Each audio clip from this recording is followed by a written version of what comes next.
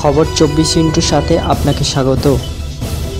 নতুন নতুন খবর জানার জন্য আমাদের চ্যানেলে চোখ রাখুন। বাংলাদেশে কি আবার কামব্যাক করছে শেখ হাসিনার দল আওয়ামী লীগ? সরাসরি চ্যালেঞ্জ করতে চলেছে মোহাম্মদ ইউনূস নেতৃত্বাধীন সরকারকেই। বাংলাদেশ জুড়ে ধর্মঘটের ডাক আওয়ামী লীগের। ফেব্রুয়ারি মাস জুড়ে রয়েছে তাদের কর্মসূচি। 18 ফেব্রুয়ারি ইউনূস সরকারের ইস্তফার দাবিতে গোটা বাংলাদেশে ধর্মঘটের ডাক দিয়েছে তারা। এদিকে পাল্টা হুঁশিয়ারি দিয়েছে অন্তর্বর্তী সরকারও। প্রথম আলোর প্রতিবেদন অনুযায়ী আগামী 1 ফেব্রুয়ারি থেকে ফের বাংলাদেশের রাজনীতিতে সক্রিয়ভাবে নামছে আওয়ামী লীগ। 1 ফেব্রুয়ারি থেকে তারা কর্মসূচির লিফলেট বিলি করবে। 6, 10 ও 16 ফেব্রুয়ারিও তাদের এই কর্মসূচি রয়েছে।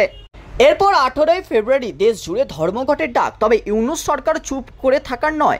প্রেস সচিব শফিকুল আলম সাব জানিয়েছে, আওয়ামী লীগের পতাকায় কেউ অবৈধ বিক্ষোভ দেখালে আইনের মুখোমুখি হতে হবে।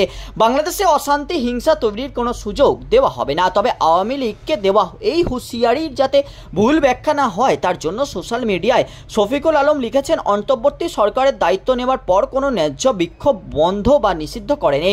আমরা সমাবেশের স্বাধীনতা এবং সাংগঠনিক কর্মকাণ্ডে স্বাধীনতায় বিশ্বাসী।